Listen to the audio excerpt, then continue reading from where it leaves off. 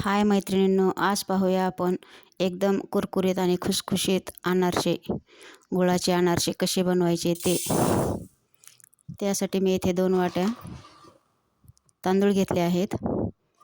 1 वाटी राशनचे तांदूळ आणि 1 वाटी कोलम तांदूळ असे 2 वाट्या प्रमाण वापरले आहे. तांदूळ स्वच्छ धुवून घेऊन भिजत ठेवायचे.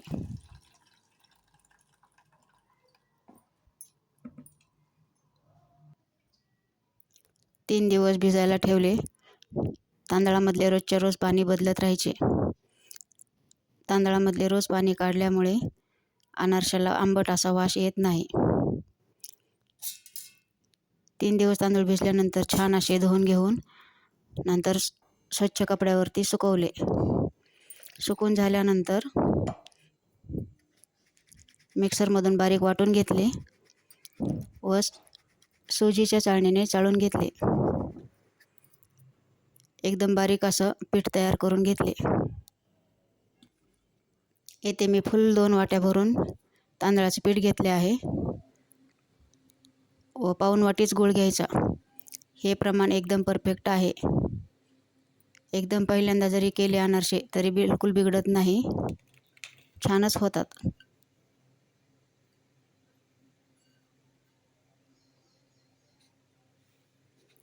हे सर्व छान असं मिक्स करून घेऊन 1 दिवस भिजण्यासाठी तसे ठेवून द्यायचे.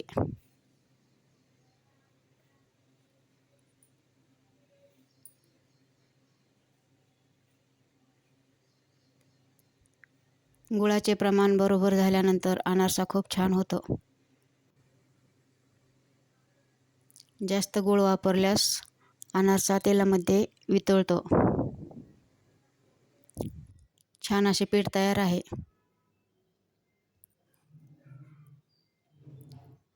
नंतर त्यामधले थोडे पीठ काढून घेऊन त्यामध्ये पोहे खायच्या चमच्याने 1 चमचा दूध घालून पीठ असं मऊसर छान असं मळून घ्यायचं. जेवढे अनारसे बनवायचे आहेत तेवढ्याच पिठाला दूध लावावे. दूध लावल्यानंतर जास्त दिवस पीठ टिकत नाही. असेच पीठ जर ठेवले गूळ आणि तांदळाचे पीठ मिक्स करून तर 1 महिन्यासाठी पण स्टोअर करू शकतात. फ्रीजच्या बाहेर राहू शकते 1 महिना. नंतर छान पीठ मळून घेतल्यानंतर थोडी खसखस घेऊन त्यावरती असे थापून घेतले. वरतून हाताला थोडं तेल किंवा तूप लावू शकतात. छान असा पातळ अनारसा तयार होतो. एकदम पातळ जरी थापून घेतला तरी पण तुटत पण नाही व नंतर तळल्यानंतर फुगून डबल टिबल होतो. तेलामध्ये किंवा तुपामध्ये तळू शकतात. इथे मी तेलामध्ये तळत आहे. तेल थोडं मीडियमच गरम करून एक असा अनारसा टाकून घेऊन वरतून थोडे थोडे तेल सोडत राहायचे. असं केल्याने अनारशाला खूप छान अशी जाळी पडते आणि अनारसा छान तळला जातो. तळताना कमीच तेलामध्ये तळावा लागतो.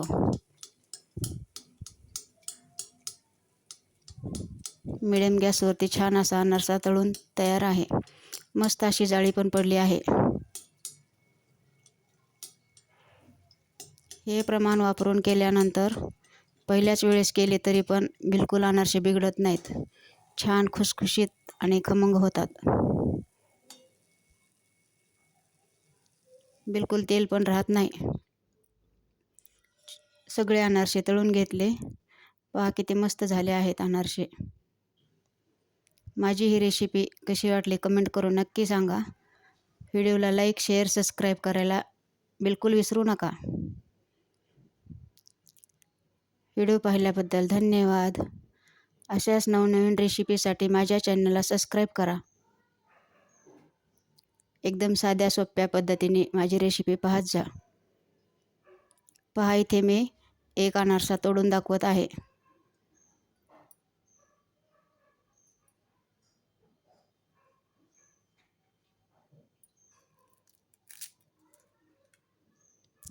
लगेच तुटतो. एकदम खुसखुशीत असा अनारसा तयार आहे.